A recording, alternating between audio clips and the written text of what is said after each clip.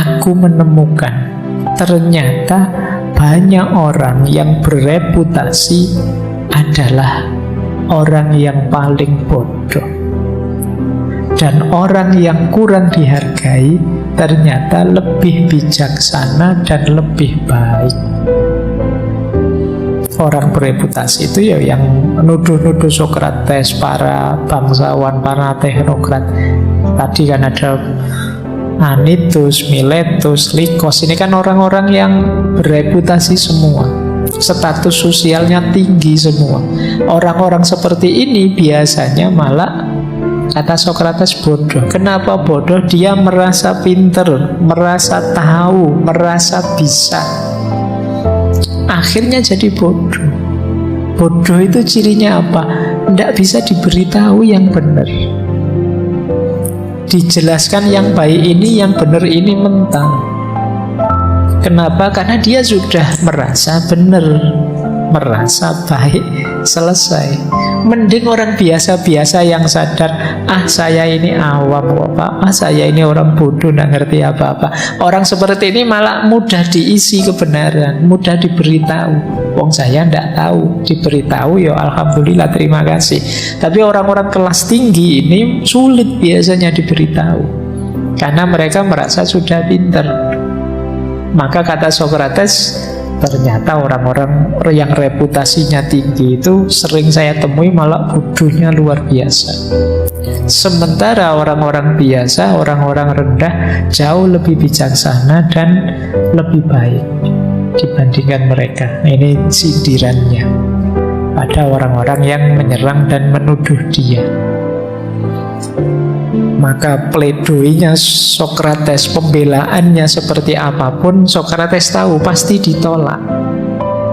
Makanya dia justru tidak mati-matian membela bahwa inilah kebenaranku, tapi isi pledoinya semacam mengajarkan pada masyarakat Athena banyak hal. Semacam ceramah terakhir, pelajaran terakhir. Baik, jadi ini fragmen-fragmennya. Nah, dia terus bilang begini, aku pasti punya banyak musuh, dan aku tahu inilah yang akan menjadi kehancuranku. Semua ini saya yakin bukan karena Miletus, juga bukan karena Anytus, tapi karena kecemburuan atau iri dan fitnah yang telah menjadi jalan kematian banyak orang baik, dan mungkin akan menjadi jalan kematian lebih banyak lagi. Tidak ada jaminan aku menjadi yang terakhir. Karakternya manusia, karakternya masyarakat memang seperti ini. Jadi sebaik apapun orang, pasti juga banyak musuh, banyak yang benci. Kalau pakai bahasa hari ini, bahkan orang-orang mulia, orang-orang baik, para ulama, mungkin juga aulia, itu kan di medsos hatersnya banyak, yang benci mereka banyak. Kata Sokrates, ya ini nanti yang akan jadi jalan kehancuran. Bukan orangnya, kata Sokrates, bukan Miletusnya, bukan Anytusnya. Yang menghancurkan apa? Rasa iri dan fitnahnya. Jadi semua tokoh-tokoh yang tadi saya sebut ya, ilustrasinya mereka yang dieksekusi, apakah itu Al-Hallaj kah, apakah itu Yesus kah, apakah itu Sokrates sendiri, atau tokoh-tokoh yang lain dieksekusi sepanjang sejarah kan banyak. Semuanya kan jalurnya jalur fitnah. Dan oleh yang punya kekuasaan diambil yang cocok dengan kepentingan mereka. Nah, kata Sokrates, bukan orangnya, tapi kecemburuannya dan fitnahnya. Inilah jalan yang sering menjadi jalan kematian orang-orang baik. Sebelum saya sudah banyak, kata Sokrates, ya setelah saya mestinya lebih banyak lagi. Tidak ada jaminan aku menjadi yang terakhir. Era-era Sokrates ini ya era, kalau di Timur Tengah mungkin era-era sebelum Nabi Yahya. setelah Nabi Zakaria, tahun-tahun beliau hadir. Jadi era-era Nabi ini kalau mengikuti Ibnu Katsir ya, Nabi Yahya, Nabi Zakaria itu kan juga meninggalnya karena dieksekusi. Nabi Zakaria bahkan dieksekusi ketika beliau dikejar-kejar, sembunyi di dalam pohon, ketahuan, kemudian pohonnya ditebang, beliau ikut terpotong tubuhnya karena memprotes raja saat itu yang ceritanya menikahi anaknya sendiri. Nah, ini pejuang-pejuang keadilan, pejuang-pejuang kebenaran itu banyak yang berakhir di jalan eksekusi, kematian. Dipuja, dihargai setelah mereka tidak ada. Akarnya apa? Iri dan fitnah. Maka penting diperhatikan sisi batin dengki, iri, dan fitnah ini. Ini akan menghancurkan. Kalian boleh tidak suka orang, kalian boleh tidak setuju orang, tapi tolong jangan fitnah. Hari ini fitnah itu nama lain dari hoax. Kita kan bertaburan hoax sampai kita sendiri kewalahan. Ada beberapa web situs yang saya tahu concern sekali untuk mengklarifikasi hoax-hoax, tapi kelihatannya suwe-suwe kewalahan mereka. Lebih banyak hoaxnya daripada yang harus diklarifikasi. Yang klarifikasi capek, tidak ada yang bayari. Tapi produksi hoaxnya lancar terus-menerus dari kubu manapun. Nah, ini bisa jadi jalan kehancurannya peradaban. Secanggih apapun peradaban kita, sedahsyat apapun teknologi kita, kalau akhlak moralitas orangnya tidak memadai, percayalah kecanggihan itu justru akan jadi jalan kehancuran. Yunani yang seperti ini akhirnya tambah lemah, dan dicaploklah oleh Masedonia yang itu sebenarnya kerajaan kecil di bagian utara. Tidak ada yang mempertimbangkan kerajaan ini sebelumnya, tapi karena raksasa-raksasanya lemah karena moralitasnya ambruk tadi. Baik, dan ini sudah diramalkan oleh Sokrates. Baik, terus wahai orang-orang Athena, kebenarannya adalah hanya Tuhan yang maha bijaksana. Dan dengan tuntunannya dia bermaksud untuk menunjukkan bahwa kebijaksanaan manusia itu sedikit atau tidak berharga sama sekali. Dia tidak bicara tentang Sokrates. Dia hanya menggunakan namaku sebagai ilustrasi. Seolah-olah dia berkata, wahai manusia, dia yang paling bijaksana, seperti Sokrates, tahu bahwa kebijaksanaannya sebenarnya tidak berharga. Nah, bagian ini mengingatkan pada orang-orang sombong, orang-orang yang pintar, orang-orang yang merasa bisa. Semua mereka ternyata kalah debat dengan Sokrates.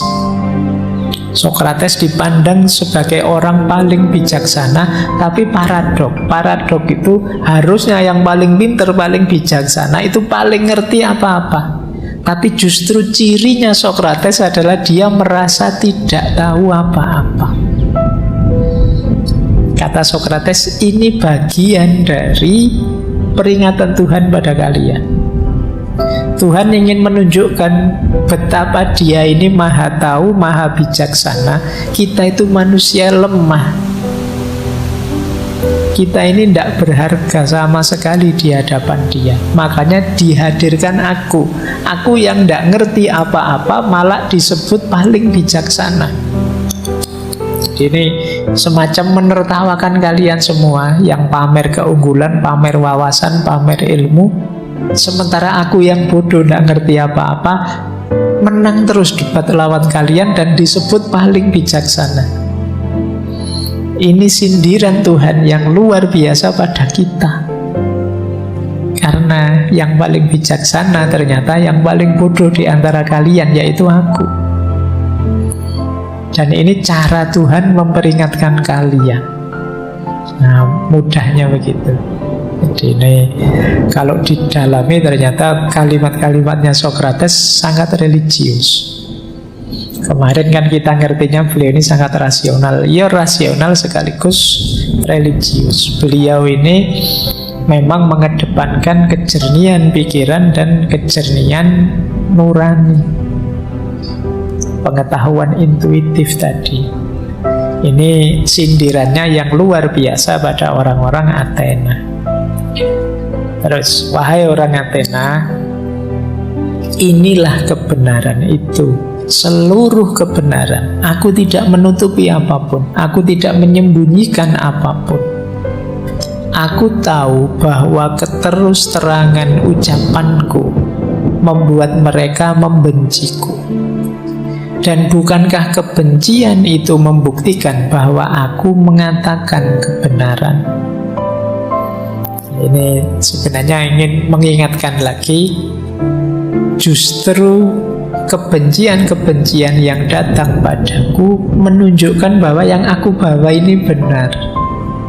Sehingga orang yang kesenggol terus jadi baper. Nah, kadang-kadang kan kalau kita ngeritik orang, meskipun yang kita omongkan itu benar, yang tersinggung kan tidak mau menerima. Akhirnya kita yang dimarahi. Kata Sokrates, gampang sebenarnya. Orang terus marah membenciku, sebenarnya itu bukti sederhana bahwa yang aku bawa itu benar. Kalau yang aku bawa salah, orang tidak akan marah, paling diketawain saja. Alah ngomong-ngomong itu mesti gitu. Alah cuma gitu aja. Tidak usah didengerin, dia nggak jelas. Itu kalau yang saya bawa bukan sesuatu yang penting, yang salah, yang ngawur. Tapi karena yang saya bawa ini kebenaran, tersinggung mereka. Karena kebenaran yang saya bawa mengancam mereka, mengancam kedudukan mereka, mengancam kenyamanan mereka. Meskipun mereka tahu itu kebenaran, sementara mereka tidak bisa bantah.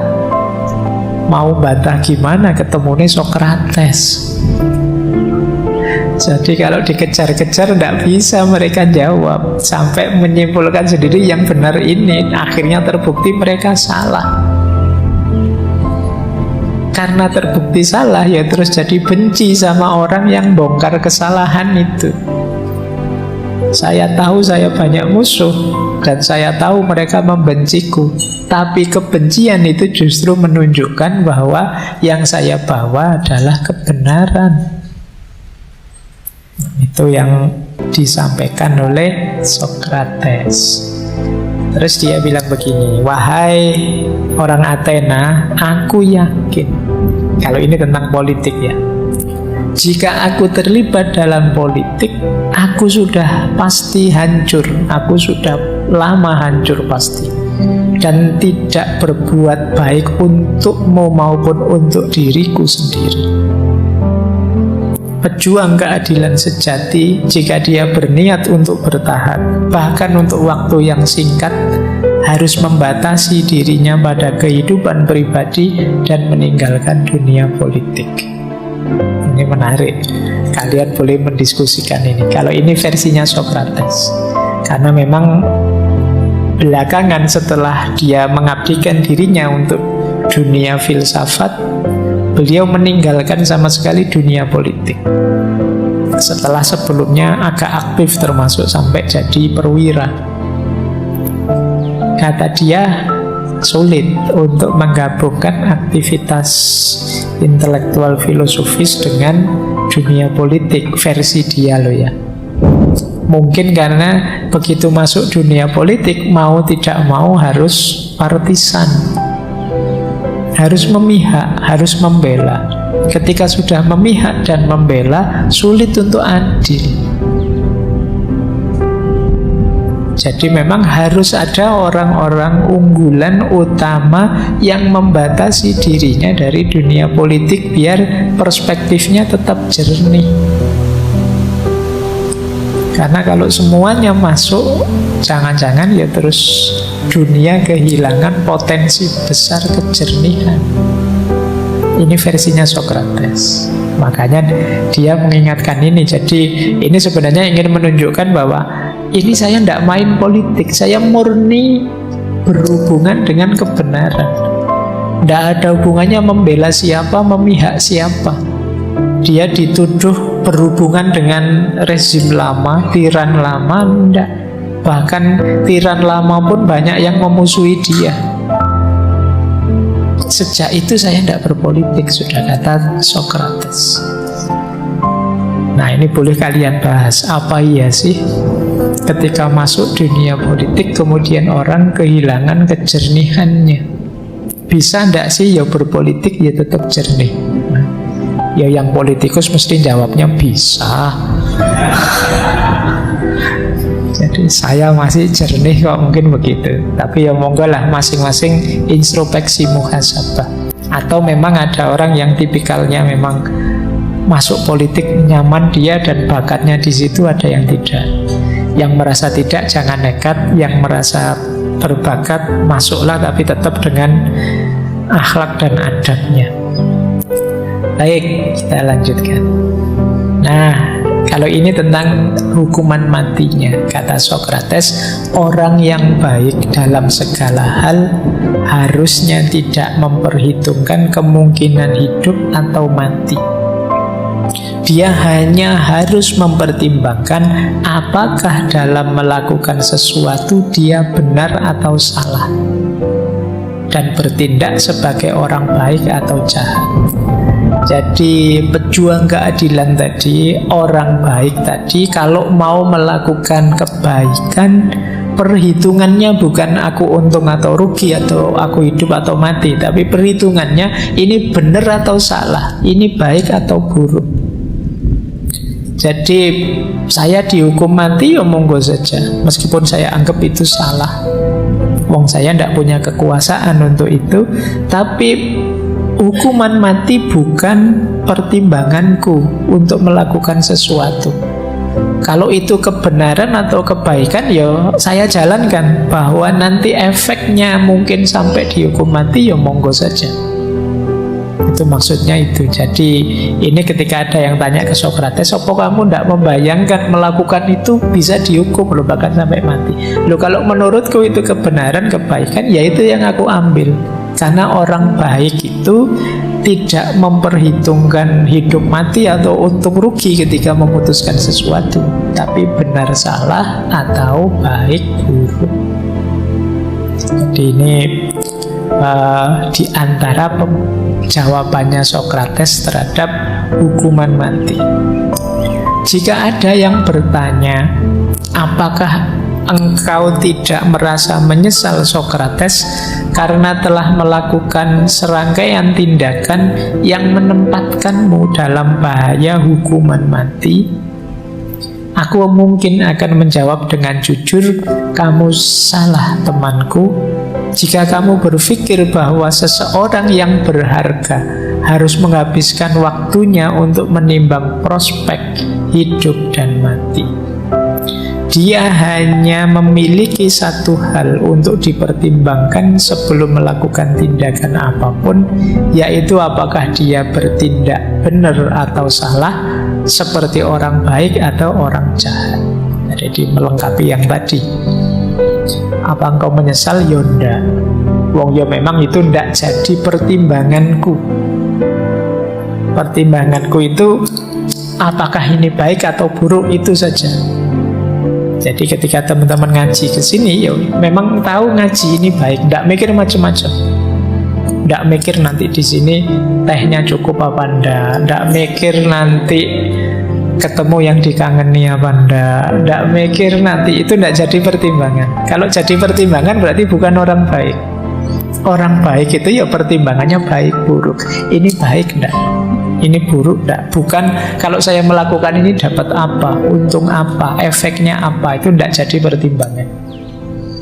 Jadi kalau kamu tanya saya menyesal apa tidak, karena itu tidak jadi pertimbanganku. Kalau kemudian gara-gara melakukan itu terus aku dieksekusi, ya monggo saja, tapi saya puas, wong saya sudah milih kebaikan. Jadi ini jawabannya Sokrates. Nah, kata dia begini kemudian, baik dalam perang maupun hukum tidak boleh ada orang yang menggunakan segala cara untuk menghindari kematian. Yang sulit itu teman-temanku bukan menghindari kematian, tetapi menghindari ketidakbenaran, karena ia berjalan lebih cepat daripada kematian. Menghindari kematian itu manusiawi, tapi dia tidak boleh dilakukan dengan cara nabrak kebenaran dan kebaikan. Kadang-kadang memang kebenaran dan kebaikan itu beresiko. Jadi kalau itu nilai, itu hierarkinya di bawah kebenaran, kebaikan, ketuhanan. Jangan dinomorsatukan. Itu pesannya Sokrates begitu. Termasuk kalau dalam perang misalnya, atau dalam hukum, itu ya kan kematian itu ya mudah sekali kita temui. Demi apa? Sesuatu yang lebih tinggi.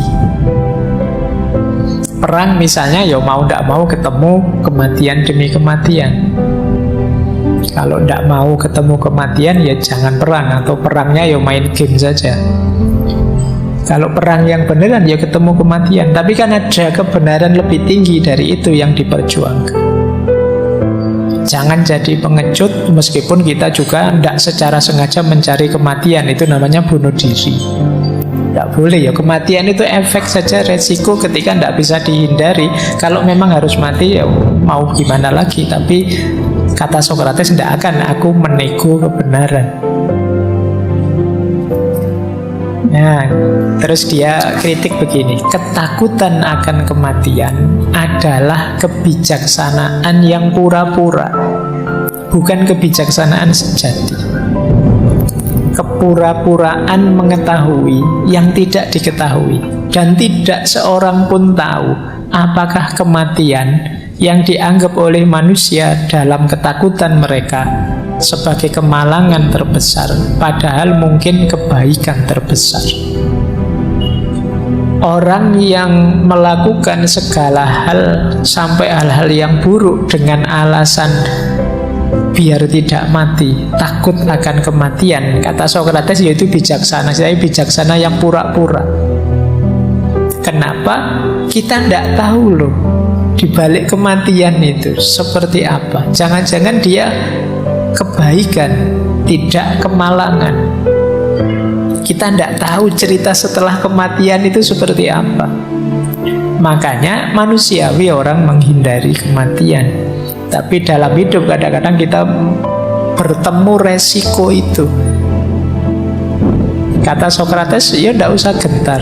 Wong kita juga tidak tahu mana lebih enak, hidup atau mati.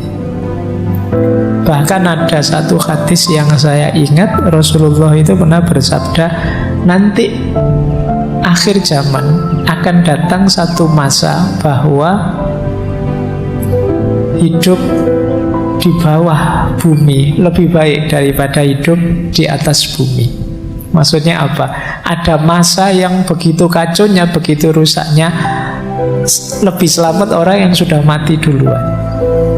Nah, nanti kan akhir-akhir zaman kan begitu, kiamat kan begitu. Mendekati kiamat itu situasinya bahwa lebih enak dulu mati duluan daripada ngalami kacau, rusak, chaosnya zaman menjelang kiamat. Ada fase-fase seperti ini. Nah, ini Sokrates mau bilang itu sebenarnya. Kamu itu loh mati-matian menghindari kematian itu loh. Apa kamu ngerti benar setelah mati itu seperti apa? Jangan-jangan kebahagiaan, jangan-jangan maunya itu sebenarnya. Makanya bukan kok terus mencari mati atau mati-matian menghindari kematian. Sudah, itu tidak usah jadi pertimbangan. Yang jadi pertimbanganmu adalah kebaikan hidup dan kebenaran hidup saja. Biarlah itu urusannya Tuhan saja. Wong mati atau hidup kan jatah dari Tuhan. Nah, Sokrates ingin bilang begitu. Nah, terus dia bilang begini, jika kalian membayangkan bahwa dengan membunuh orang engkau akan mencegah siapapun mencelamu saat engkau tidak hidup dengan cara yang benar, sebenarnya kalian tidak berpikir jernih. Ini lagi-lagi mengkritik orang-orang yang mengeksekusinya. Loh, kalau semua orang yang mengkritik kesalahanmu akan kamu bunuh, kamu basmi, sebenarnya kamu tidak jernih. Tidak jernihnya di mana? Yang pertama, kita itu manusia yang tidak sempurna. Pasti ada kurangnya, pasti ada kelirunya, pasti kadang-kadang meleset juga. Kalau kita basmi semua orang yang mengkritik, mencela kita, lo kapan terus kita jadi lebih baik? Jadi berarti kamu tidak jernih kalau dikritik orang kok terus marah, ingin bales, ingin menghancurkan yang mengkritik kamu. Yang kedua, justru orang-orang yang banyak mengkritikmu itu menguntungkanmu.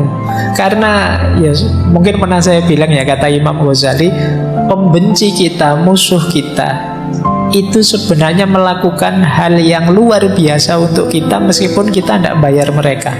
Apa? Menemukan kelemahan, kesalahan, kekurangan kita. Padahal menemukan kesalahan, kekurangan ini kan sesuatu yang berat. Kita saja sulit. Kita itu kan lebih suka melihat diri bagian baik atau bagian positif dari diri kita. Musuh kita yang tahu, wah temanku yang itu, wah apa orang kok baper, orang kok cerewet. Orang itu yang tahu kan teman kita. Orang yang benci kita, orang yang sayang kita tahu sih jelek kita, tapi kan dia diem saja. Aku memaklumimu karena sayang sama kita. Yang memuisi kita, yang bisa nyeplos ngomong jeleknya kita apa, itu kan jadi haters kita. Itu sebenarnya penting untuk kita. Dia membantu kita muhasabah meskipun kita tidak bayari mereka. Jadi itu kalau mikirnya jernih. Makanya disindir oleh Sokrates, kalau kalian ingin memusnahkan orang-orang yang mengkritikmu padahal hidupmu memang tidak bagus, ya kalian sebenarnya mikirnya tidak jernih. Justru hadirnya orang-orang ini membantumu refleksi, berpikir lebih jernih. Nah, ini kalimat menarik. Terakhir dia bilang begini, loh, saya itu prinsipnya adil. Bahkan saya pesan, besok putra-putraku kalau sudah dewasa, tuan-tuan, silahkan tuan-tuan hukum mereka dengan cara merendahkan mereka dengan cara yang sama seperti aku merendahkan kalian. Yaitu kapan mereka harus direndahkan? Saat mereka mendahulukan kekayaan atau apapun sebelum kebajikan. Dan ini tidak hanya untuk saya, untuk anak-anakku pun. Kalau besok mereka tidak mengutamakan kebenaran dan kebajikan, hinakan saja mereka sebagaimana aku sekarang menghinakan kalian. Karena memang orang-orang yang tidak mendahulukan kebajikan dan kebenaran itu orang-orang yang hina. Dan ini berlaku pada siapapun, termasuk pada anak-anakku. Nah, final statementnya ini. Terakhir dia bilang, yang tadi ngumpul-ngumpul di sekelilingnya, yang dalam persidangan di hadapan semua orang, dia bilang begini, sekarang saatnya untuk pergi. Aku yang mati dan kalian yang hidup. Namun siapa di antara kita pergi ke tempat yang lebih baik, tidak ada yang tahu kecuali Tuhan sendiri. Jadi aku ke sana, kalian di sini.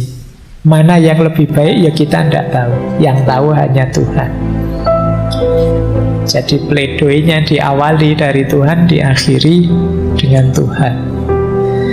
Ini mungkin kalau beliau Muslim mungkin sudah diakhiri demikian. Wallahu a'lam bishawab. terus wassalamualaikum. Nah, ini kalimat terakhirnya Socrates dalam pledoinya. Setelah ini beliau tinggal menunggu eksekusinya, karena terus diputuskan final dihukum mati dengan cara meminum racun. Ada cerita menarik, kata-kata terakhir kepada sahabatnya. Jadi yang ada di dekat dia sebelum beliau dieksekusi itu muridnya namanya Krito. Dia pesan pada Krito begini, mungkin bagi teman-teman tidak penting. Kalimatnya begini, wahai Krito, tolong nanti bantu saya ya. Kita masih punya utang seekor ayam pada Asklepius. Jadi ada temannya namanya Asklepius. Socrates ini ingat, wah ini saya mau mati ini, tapi masih punya utang ayam pada Asklepius. Maka dia pesan pada Krito, tadi jangan lupa ya, nanti ayamku tolong dibayar ke. Nah itu mungkin kelihatannya sepele, tapi ya semacam kalau bahasa kita ya jangan lupa hak-hak Adam yang ada pada diri kita sebelum kita menghadap Allah. Hutang-hutang dan macam-macam ya harus dilunasi. Itu menghambat perjalanan menuju Tuhan. Makanya dia pesan, tolong kita masih punya utang seekor ayam. Baik, sudah jam 10. Satu lagi kalimat.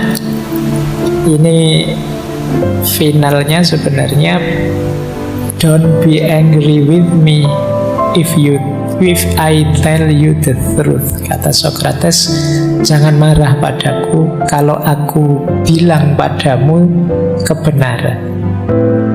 Jadi eksekusinya Socrates itu bukan karena dia salah, tapi karena orang marah dan tidak bisa menerima kebenaran.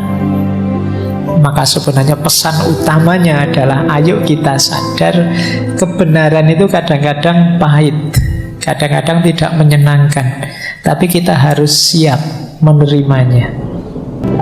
Ada banyak data, ada banyak fakta hidup yang mungkin tidak kita inginkan, tapi betapapun tidak kita inginkan, yang hak tetaplah hak. Don't be angry with me, jangan marah padaku kalau aku menyampaikan kebenaran padamu. Kebenaran itu fitrah. Sebagaimana manusia itu juga punya fitrah tidak ingin salah. Yang membuat marah apa? Ketika orang sadar bahwa aku salah, ternyata aku keliru, ternyata kebenarannya bukan sesuatu yang aku inginkan, berarti keinginanku keliru. Kenapa kesadaran bahwa aku salah, aku keliru ini menggelisahkan, membuat orang marah? Karena dalam diri kita ada fitrah kebenaran.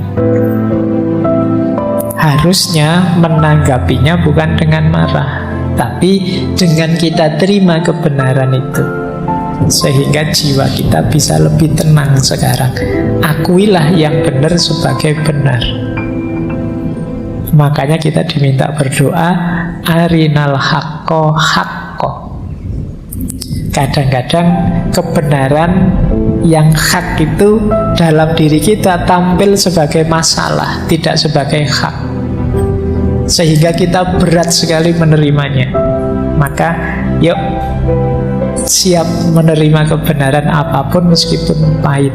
Ada orang yang tidak move on dari hak ini, karena begitu ada hak yang berbeda dia marah, dia tidak terima. Jadi bertahun-tahun dia kecewa, bertahun-tahun dia marah karena tidak bisa menerima fakta kebenaran. Baik, itu menurut saya di antara pesan-pesan utama yang dibawa oleh Socrates dari Apologi.